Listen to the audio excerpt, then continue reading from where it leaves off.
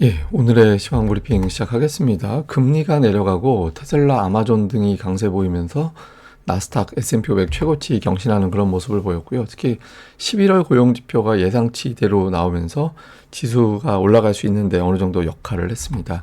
한국 지수는 뭐 소폭 빠졌는데 뭐 어쨌든 주말 사이에 탄핵 표결이 진행된다는 점에서 좀 신중할 수밖에 없는 그런 상황이었고, 해외 IB들, 뭐 해외 금융기관들이 계엄 사태에 대해서 일제히 부정적인 영향을 줄 것이다, 이런 분석을 제기를 했거든요. 관련된 내용들 정리해서 설명드리겠습니다. 우선 미증시는 다우는 빠지고 S&P 500, 나스닥은 올라가고 이렇게 이제 구분이 됐거든요. 근데 오늘 전체적으로는 하락한 업종이 더 많았어요. 올라간 거는 뭐 테슬라가 포함되어 있는 이제 임의소비재 정도, 다음에 이제 기술주 정도, 이런 것들이 올라갔고, 그 외에는 좀 하락한 게 많아서 시가총액 상위에 있는 몇몇 대형주들 중심으로 매수세가 유입되고 나머지는 좀 신중했다, 이렇게 이제 보면 될 것 같은데, 그래도 적어도 뭐 빠지진 않았고 또 기술주들은 올라가면서 지수 자체는 좀 올라간, 상승하는 그런 측면이 있잖아요. 그러니까 어떤 재료들이 나왔나 보면 11월 고용지표가 예상치에 부합하면서 금리 인하 어쨌든 이번 달엔 될 것 같다, 다음 달까지는 몰라도 최소 이번 달에는 금리 인하 유력하다, 이런 평가가 나왔고, 연준 인사들이 금리 인하 속도 조절론 이런 것들을 계속 언급하고 있거든요. 그러다 보니까 12월은 내리고 1월은 건너뛰고 대체적인 시각에 큰 변화는 없을 것 같다, 이런 상황이 만들어졌고요. 그런데 이제 어쨌든 금리는 이번 달에 내려가니까 국채 금리는 빠졌는데 달러 인덱스는 또 올랐어요. 우리나라하고 프랑스의 어떤 정적인 혼란, 이게 아시아 통화 약세, 유로화 약세, 이런 요인이 되잖아요. 그러니까 달러는 또 올라가고 이렇게 좀 엇갈리게 반응을 했고요. 그래도 나스닥이 올라갈 수 있었던 거는 금리가 빠진 환경에서 테슬라, 아마존, 메타, 브로드컴 이런 종목군들이 비교적 큰 폭으로 올라가서 전체적으로는 재료에 대해서 기술주들이 반응했다, 이렇게 이제 보면 될 것 같습니다. 뭐 주요 코멘트들 보면 연준 인사들이 좀 신중해야 된다, 이런 취지의 발언들을 많이 하고 있는데, 메리 데일리 같은 경우는 차기 정부가 어떤 정책을 펼치고 그 정책에 따라서 물가가 어떻게 영향을 받을지 봐야 되기 때문에 선제적으로 움직이기는 좀 어렵다, 이런 이야기를 했고요. 그 베스에맥 같은 경우는 인하 속도를 늦춰야 될 시점이 다가왔다, 이렇게 이야기하면서 자신은 12월과 1월 두 번 중에서 한 번 정도 내리는 거에 대해서 자기 생각에 가깝다, 크게, 뭐 이런 이야기를 했습니다. 그리고 오스틴 굴스비는 뭐 기존의 이야기 반복, 1년 후에 돌이켜보면 기준금리는 상당히 낮아져 있을 거다, 이렇게 이야기를 했는데, 그러면 되게 내리나 보다, 그게 아니라 평소에 이 사람 발언에 비하면 되게 톤다운 되어 있는 거예요.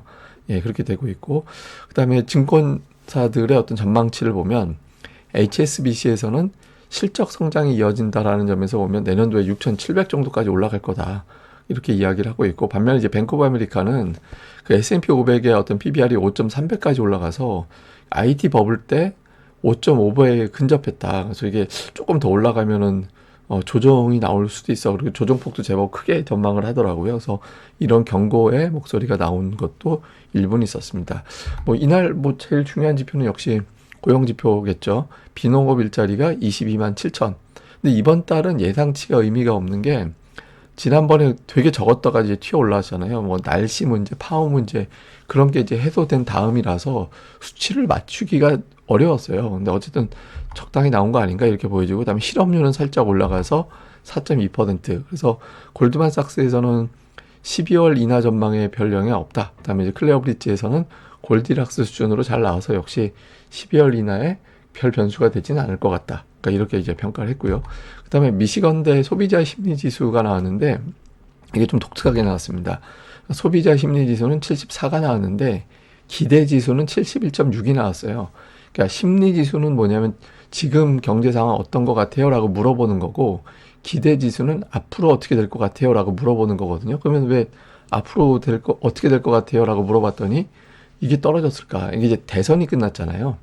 대선 끝나고 나서는 양쪽 지지자들의 의견이 확 갈립니다. 그러니까 이긴 쪽은 좋아질 거야, 이렇게 보고, 진 쪽은 망했어, 막 이렇게 보는 시각이 있거든요. 그러니까 지금 바이든을 해리스를 지지했던 사람들은 그 상실감이 있기 때문에 경제 어려워지고 물가는 많이 튕겨 올라갈 것 같아, 이렇게 걱정을 하거든요. 그래서 기대 지수는 내려가고 현재 소비자 심리 지수는 올라가고, 이렇게 좀 갈리는 그런 모습을 보였습니다. 그리고 여기하고 이거하고 같이 나오는 게 기대 인플레이션이라는 건데, 기대 인플레이션은 내년도 1년 기대 인플레이션은 1년 후에 물가가 어떻게 될까요? 라고 물어보는 건데 그것도 올라갔어요. 근데 역시 이제 앞서 말씀드린 대로 기존에 어떤 해리스를 지지하던 사람들이 트럼프가 돼서 아마 물가를 엄청나게 올라가게 할 거야. 이렇게 이제 전망을 한 거죠. 그러니까 그 영향으로 올라가서 한두 달 정도는 데이터가 조금 왜곡될 가능성이 있어서 이제 그 다음 달부터 좀 살펴봐야 될 것 같습니다. 어쨌든 국채 금리는 4.19%, 4.149%까지 내려왔고요. 금리 전망 보면 이번 달엔 85% 확률로 금리 내려갈 거야. 근데 1월에는 동결 확률이 조금 더 높죠. 그래서 전반적으로는 이제 이번에 금리 내리고 나면 내년도 3월까지는 금리 인하는 없을 것 같다. 그러니까 이런 분석들이 나왔습니다. 근데 이게 저건 투자자들이 합리적인 것 같아요. 왜냐하면 일단 내려놓고 새 정부 출범 이후에 정책이 어떻게 펼쳐지는지 보고 나서 판단하는 게 맞잖아요. 그래서 아마 저런 전망대로 진행될 가능성이 조금 더 높지 않나 이렇게 보고는 있습니다.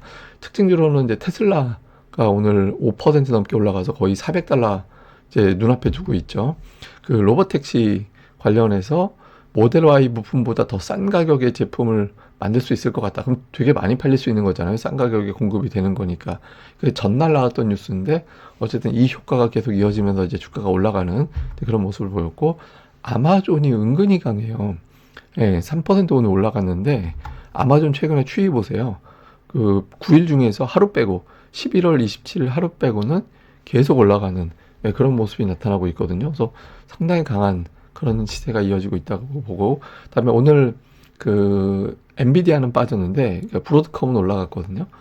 한 증권사에서 그 엔비디아는 밸류 부담이 있다. 그리고 반면에 이제 그 대안으로 브로드컴이라든가 그 마벨이라든가 이런 종목이 더 좋다. 이렇게 이제 분석을 했거든요. 그래서 엔비디아는 빠졌는데 나머지 반도체는 대체로 다 올랐습니다. 그래서 뭐 슈퍼마이크로 이런 것도 급등을 하고, 그래서 뭐 브로드컴은 오늘 또 5% 올라가서 엔비디아 쉴 때 다른 종목들이 또 채워서 필라델피아 반도체 지수 자체는 또 올라가는 그런 결과를 만들어냈던 것 같습니다.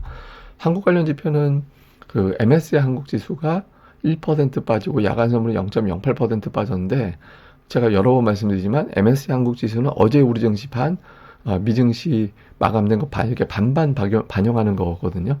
그래서 뭐 어제 우리 증시 빠진 것 때문에 이제 이렇게 된 건데 야간 선물은 거의 제자리였잖아요. 그래서 투자들이 주말 사이에 있을 탄핵 표결을 보고 나서 가늠을 해야 될 것 같다. 이렇게 이제 되면서 좀 신중해졌던 것 같습니다. 근데 어쨌든 이게 이제 달러 기준으로 보면 우리나라 지수하고 비슷한 거거든요. 엄청나게 내려가는 상황이 연출되고 있죠. 이게 되게 아까워요. 그러니까 이게 거리랑 터지면서 이때 거리랑 빵 터지면서 올라가는 타이밍이었는데 이제 이게 갑자기 사태가 터지면서 그 기회가 이제 날아간 것 같아서 상당히 좀 아쉽죠. 자, 이제 요약을 좀 해보면 한국인이 투자하고 있는 뭐 테슬라, 비트코인 이런 것들이 계속 강세 보이고 있다라는 점은 되게 매력적입니다. 근데 이제 일부에서는 오늘 비트코인 10만 달러 넘어갔는데 일부에서는 오늘 보도에 의하면 그런 건 있어요. 그러니까 향후에 비트코인이 고점을 쳤을 가능성도 일부에서는 이제 베팅하고 있다라는 거예요. 그래서 예를 들어서 7만 달러에서 7만 5천 달러까지 빠질 수 있다라는 쪽에 어떤 풋옵션 이쪽의 거래가 최근에 늘고 있다고 합니다. 근데 이제 다만 전체적으로는 아직까지는 상승 베팅이 더 강하대요. 그런데 이제 그 일부 이제 최근에 없던 좀 약했던 7만에서 7만 5천까지 내려갈 수 있다라는 풋옵션이 최근에 조금 활성화되고 있다. 뭐 이런 내용들도 일부 있는 것 같습니다. 그 다음에 이제 프랑스와 우리나라. 이제 프랑스가 더 심각하길, 이거 이 말이 좀 이상한 건데, 우리나라는 좀 완화가 되고 프랑스는 또 해결이 되면 좋은데 우리나라가 조금 덜 심각했으면 좋겠다는 의미에서 이제 우리나라 뒤에 놨습니다. 근데 어쨌든 뭐 달러 강세 요인이 되거든요. 이런 것들은 이게 좀 해소가 됐으면 좋겠고, 다음에 당분간은 어쩔 수 없이 뭐 해외 증시 어떻게 돌아가느냐보다는 이제 국내 정치 결과에 따른 어떤 흐름이 나올 수밖에 없잖아요. 그래서 탄핵 표결 결과에 따른 증시 시나리오인데 이거는 뭐 정적인 거 이런 거 딱 빼고 나서 보면 탄핵 가결되는 게 주식시장에는 조금 더 도움이 될 것 같다. 이런 식으로 외국인들은 보는 것 같습니다. 일단 해외 금융기관들의 어떤 계엄 사태에 대해서 어떻게 평가하고 있는지 좀 정리를 해보면 골드만삭스에서는 이제 정책 불확실성이 겹쳐지는 상황이 돼서 우리나라 예를 들어서 수출이 좀 둔화되고 뭐 이런 것들이 있었잖아요. 반도체 가격도 최근에 좀 이슈가 있었고 그래서 근데 여기에 이제 정책 불확실성이 겹쳤기 때문에 실적 둔화가 될 수도 있다. 그래서 밸류 매력이 있긴 한데 이게 부각될 계기가 없다면 저 계기가 뭐가 될지는 봐야겠죠. 근데 어쨌든 계기가 없다면 증시가 부진할 수 있다. 그러니까 이런 어떤 코멘트를 했고요. 그러니까 모건 스탠리에서는 계엄 사태로 가계와 투자자들의 우려가 커졌고 사태가 지속이 된다라면 증시가 우려가 된다. 그러니까 이렇게 이야기를 하면서 다만 이제 단기적으로 이게 이제 경제 영향을 주지는 않을 것 같다. 뭐 큰 흐름에 이런 이야기를 했고요. CLSA는 원래 이제 우리나라 주식을 좀 줄여야 된다 이런 주장을 했던 곳이거든요. 근데 이 시기를 더욱 앞당겨야 된다. 이렇게 이제 코멘트를 했고요.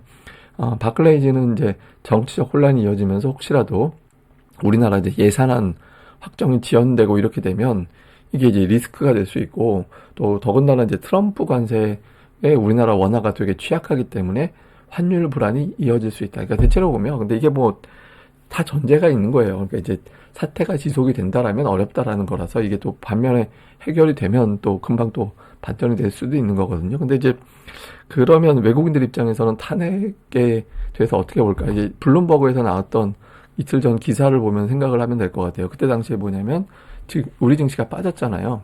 빠지는 거 이유를 두고 여권에서 탄핵에 대한 시각을 바꿨기 때문이다. 그러니까 이제 탄핵되는 쪽으로 생각을 했다가 안 되는 쪽으로 생각을 바꾸게 되면서 증시가 하락한 거야. 이렇게 이야기를 했거든요. 그러니까 이거는 이제 정치적인 호불호를 떠나서 불확실성 제고로 보는 거예요. 그러니까 이렇게 돼서 차라리 이제 뭐 예를 들어서 가결이 안 되면 정책 혼란이 더 커질 수 있잖아요. 그러니까 차라리 가결이 돼서 그런 것들이 오히려 정적인 혼란은 좀 덜하고 그게 주식시장에는 더 유리할 거다 이렇게 보는 것 같습니다.